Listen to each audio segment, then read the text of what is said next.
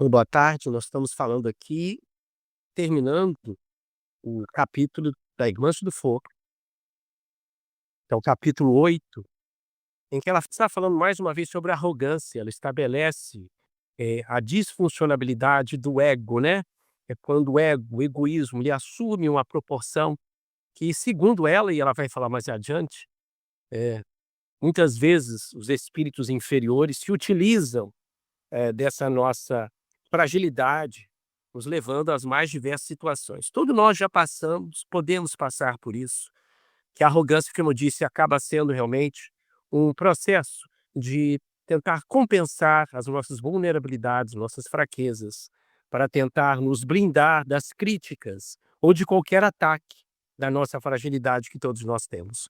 Como eu sempre digo, todos nós temos tetos de vidro e pés de barro, todos nós.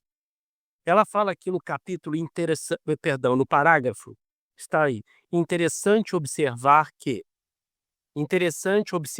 que uma das propriedades psicológicas doentias mais presentes na estrutura rebelde da arrogância é a incapacidade para percebê-la. Isso é verdade. Existem alguns trabalhos científicos que sugerem que a pessoa no estado de arrogância, ela perde justamente a autocrítica, porque há uma diminuição da região do funcionamento do córtex pré-frontal.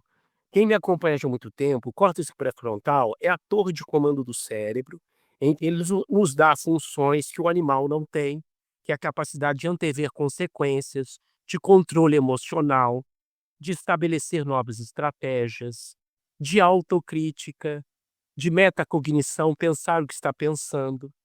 Então, essa eu falei apenas uma das funções, né, que estabelece o Homo sapiens. E durante a arrogância, parece que algumas regiões do córtex pré-frontal, dessa área importantíssima, ela é realmente diminuída. E o arrogante, nós no estado de arrogância, principalmente quando o comportamento arrogante se torna persistente, ele é capaz de perder a autocrítica. Segundo a literatura espírita, relata que uma das características do processo obsessivo, quando o espírito está querendo nos atrapalhar, pode chegar ao ponto que esta entidade, utilizando nossas vulnerabilidades, nos ajude, ela influencia ao ponto de que a gente perca a autocrítica. Por isso que diz que a pessoa que está no processo de influenciação espiritual negativa ao longo prazo, ela pode perder um pouco essa autocrítica, não aceitando justamente nenhum tipo de abordagem ou de mesmo sugestão. Mais uma vez, com este comentário, eu não quero aqui falar que a causa da arrogância é a obsessão, deixar isso bem claro. Eu já falei aqui várias vezes que nos meios religiosos as pessoas sempre tentam dar explicações espirituais para aquilo que a ciência aparentemente não consegue explicar. Já falei várias vezes, gente, que isso é fato, isso é muito coerente. A ciência não explica tudo. E não quer dizer que se a ciência não explica tudo, não quer dizer que a resposta estão sempre nas religiões. Nós temos esses chavões no movimento espírita de que querer explicar de que tudo é obsessão e karma. E na maioria das vezes não é. Então nós temos que ter muito cuidado para não querer justamente entrar nesse conforto de ter respostas para tudo. A dúvida nos traz desconforto, insegurança, e ninguém gosta de ficar inseguro, nem o nosso próprio cérebro. O cérebro gosta de segurança. Por isso que nós temos nossos viés cognitivos, que nos dão respostas rápidas e fáceis. Isso aqui é do mal, isso aqui é do bem. A gente sempre precisou disso nos filmes, nas lendas, nas histórias, nas nossas vidas, que é justamente apresentar isso de forma bem dicotômica. A gente precisa disso. Mas com o tempo, à medida que a pessoa amadurece, a gente amadurece emocionalmente, psiquicamente, e o espírito avança, essa divisão entre o certo e o errado muitas vezes é diáfana. Porque existem condições que para nós ainda não está muito bem estabelecido naquele contexto. Como eu já dei exemplo, sabemos que matar realmente é errado, é antiético, nós não podemos tirar a vida do próximo. Mas se eu estou numa luta de vida e morte com alguém que está tentando tirar a minha vida, rolando no chão, para defender a minha família. Estou ali, o meu cérebro, ele está agindo ali no modo sobrevivência. Eu estou justamente numa frente de batalha. Nós sabemos disso que os soldados na frente de batalha, eles quase que perdem o córtex pré-frontal, porque eles querem é sobreviver a todo custo. Ali está a adrenalina a todo vapor e dizer que ele não vai matar. Então, eu só estou querendo aqui dar exemplo, gente, que tudo depende do contexto que nós estamos vivendo. Então, por isso, muito cuidado de não querer rachar respostas para tudo, que tudo é isso é para o mal, tudo isso aqui é para o bem. Isso são crenças que se generalizam. Então, existe momentos da nossa vida que a gente não tem respostas prontas, nem os espíritos têm. Porque os espíritos não atingiram a onisciência, eles são como eu e você, muitas vezes. Eles também têm suas dúvidas. Ah, mas são mentores espirituais? Não, são sábios, conseguem ver a vida de um ponto de vista que a gente não vê, como diz Allan Kardec. É como se eles tivessem uma montanha e a gente andando pelas estradas dos vales, eles têm uma visão, mas eles não veem todo o vale. Então, gente, cuidado para a gente não idealizar demais a vida, os nossos mentores, o mundo espiritual, que todo mundo tem resposta para tudo. Todos nós estamos num processo evolutivo. O espiritismo fala isso e o próprio budismo também. Todos os seres estão em processo de evolução.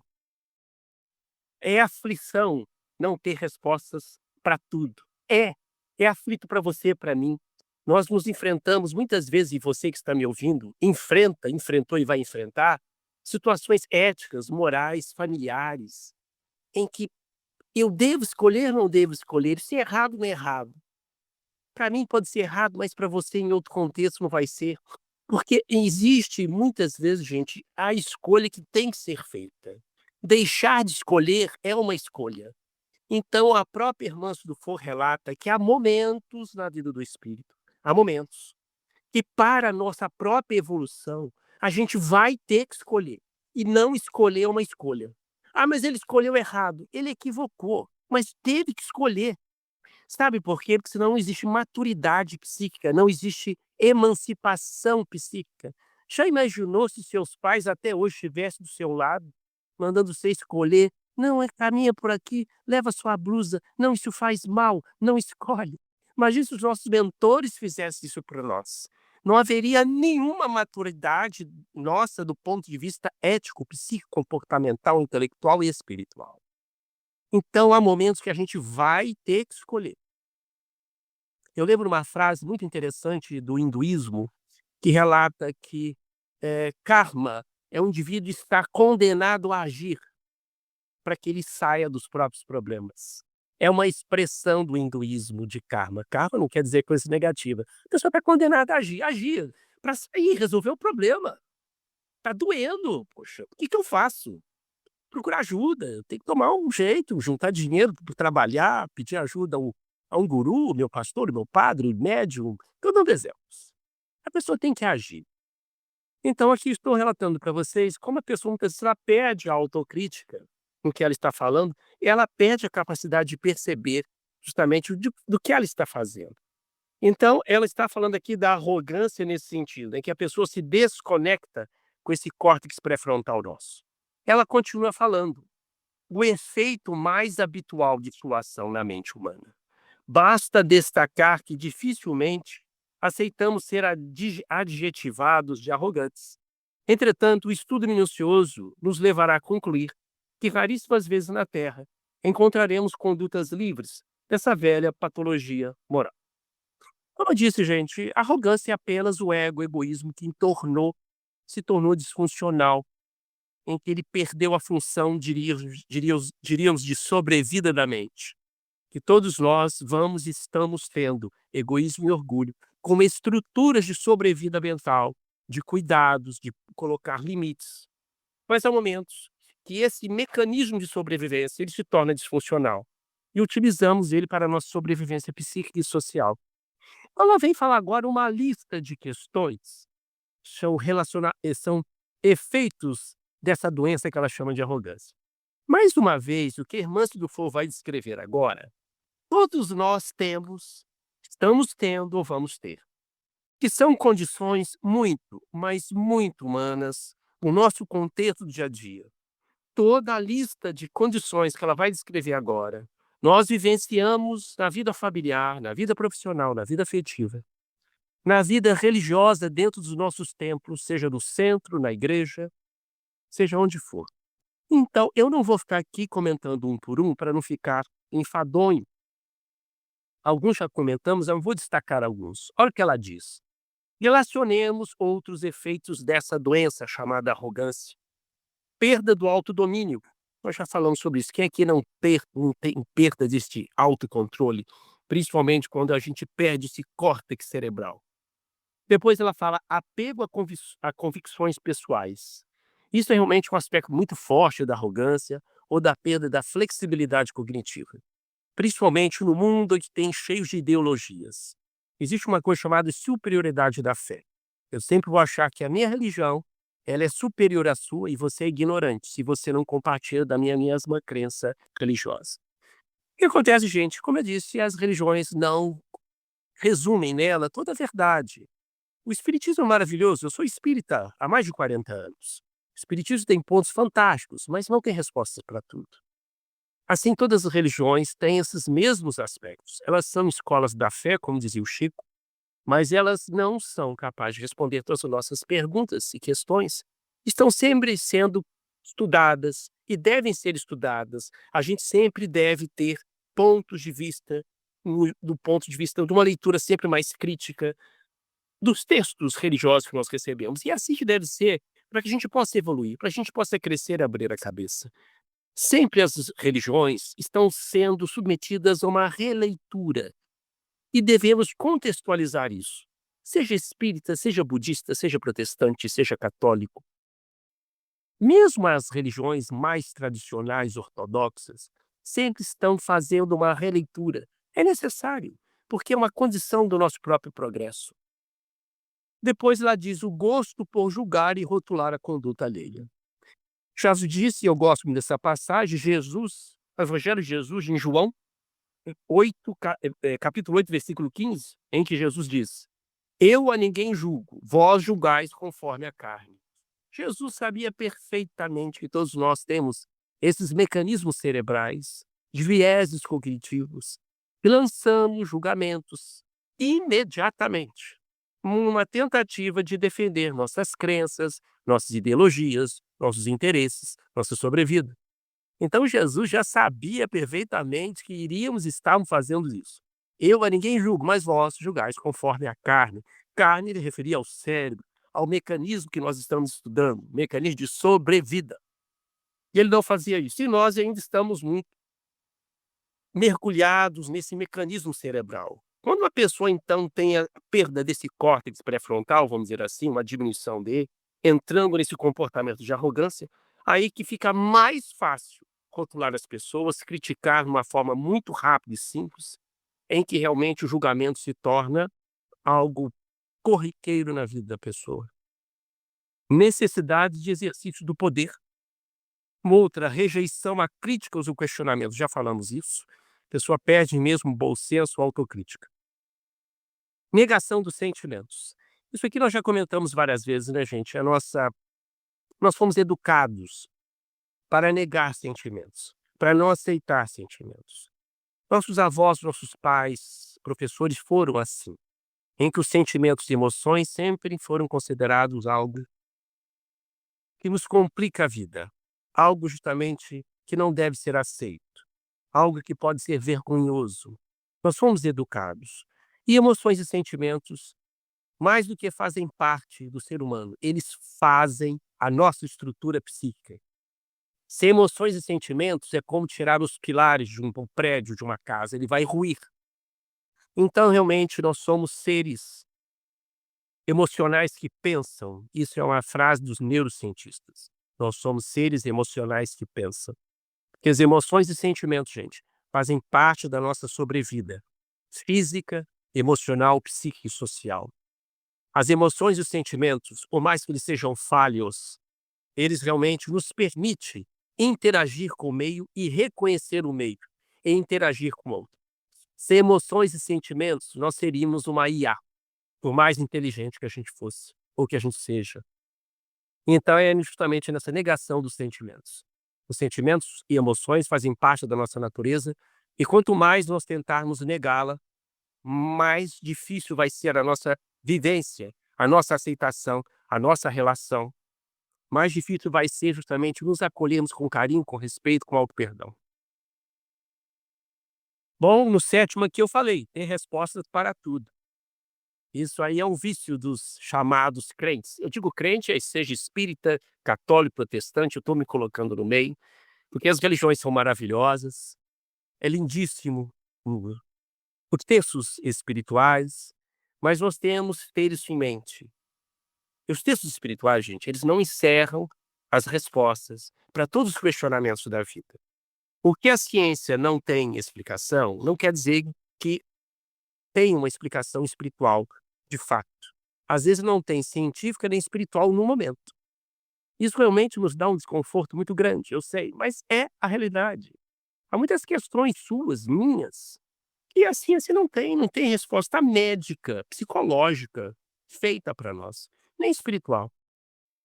Eu sou espírito, como disse, há mais de 40 anos, e os espíritos, quando muito sábios, eles nunca fecham uma resposta diante da nossa pergunta.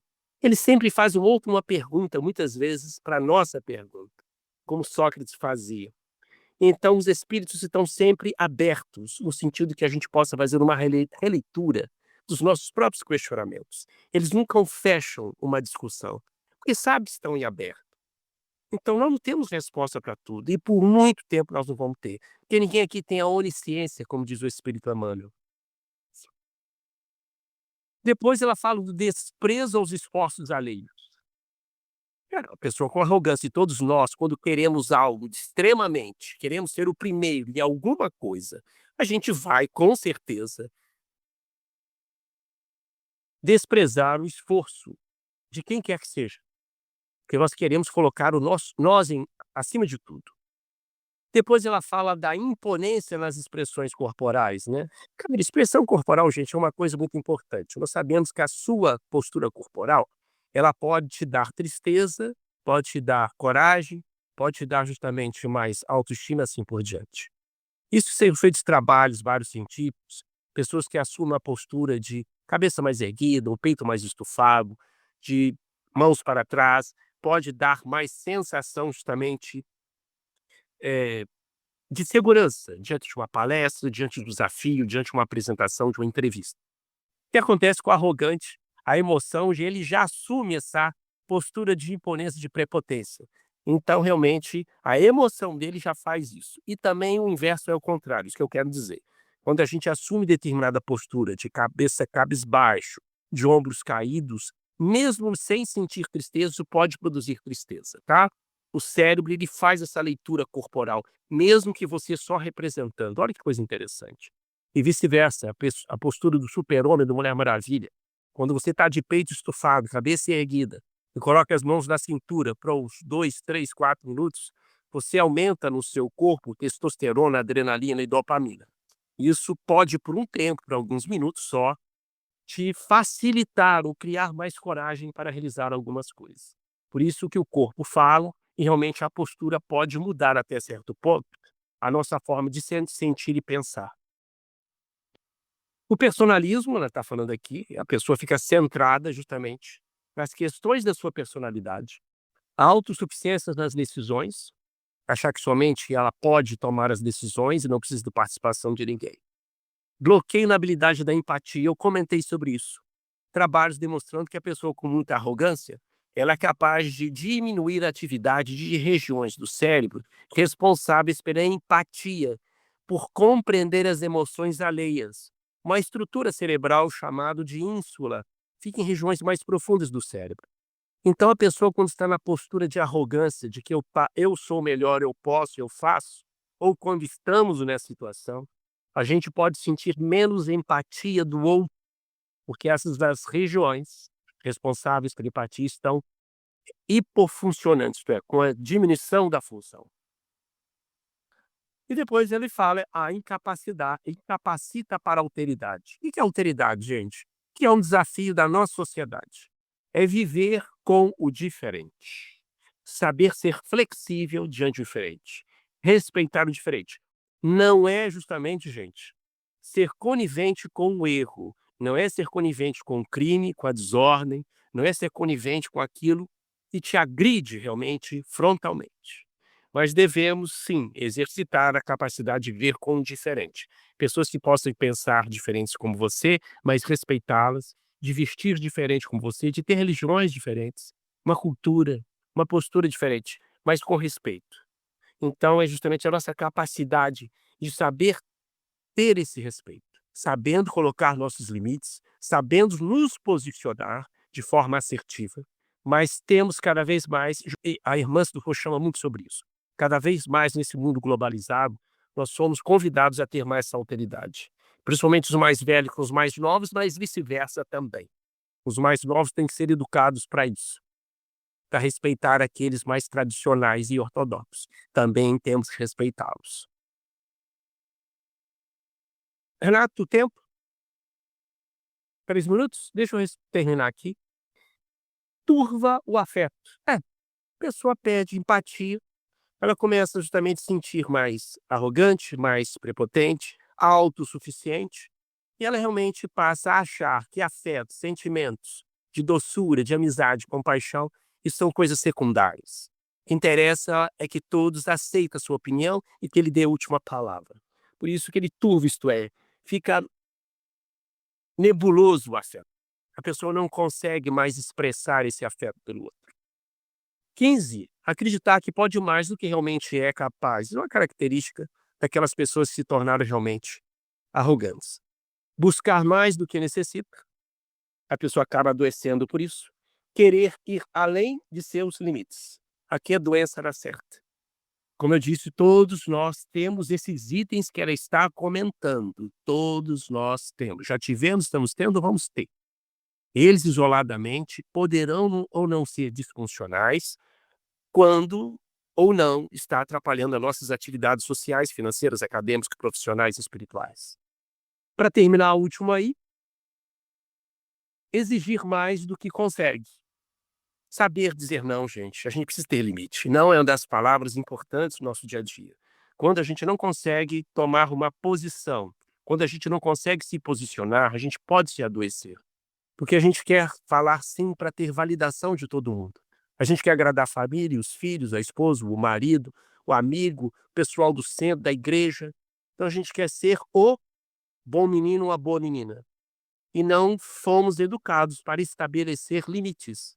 Dizer não, não posso, não quero, não preciso da satisfação. Isso parece muitas vezes algo pouco polido, mas isso é uma coisa importante para a nossa vida. Eu, pessoalmente, tenho aprendido muito com isso e tenho compartilhado muito isso das minhas experiências, porque essa é uma forma de manter a nossa sanidade mental e física, o saber dizer não, estabelecer limites. Renato, Márcia, querem fazer algum comentário? Não, eu tenho muita dificuldade de falar esse não. Eu tenho trabalhado muito a minha às vezes eu me perco, e falo: "Não vou fazer", quando eu vejo eu já estou fazendo. Quando é muito de fazer não, às vezes eu me prejudico por não saber falar não. Não é só você, Márcia, são todos nós, tá? Porque a gente sempre quer ser o melhor, o mais amigo, o mais empático. E muitas vezes nos perdemos na tentativa de validar o que a gente está fazendo, de querer agradar. Isso é uma forma de controle emocional. Todos nós estamos aprendendo isso, tá? A dizer não no momento certo para sustentar, para proteger a nossa saúde e nossa sanidade mental. Vamos orar? Mestre Jesus, espíritos amigos estão aqui conosco, nossos familiares espirituais que possam derramar os fluidos balsamizantes em todos os lares, que estão nos ouvindo agora, seja ao vivo, seja pela gravação, de escutar essas palavras, que a espiritualidade amiga possa penetrar nesses lares e derramar os fluidos balsamizantes e medicamentosos das águas nos alimentos. E sintam esses fluidos medicamentosos na nossa aura, nos nossos chakras, no nosso corpo, nos revitalizando para o dia a dia. Jesus querido, muito obrigado. Que possamos seguir em frente como aprendizes da vida. Muito obrigado, Senhor, que assim seja, assim será.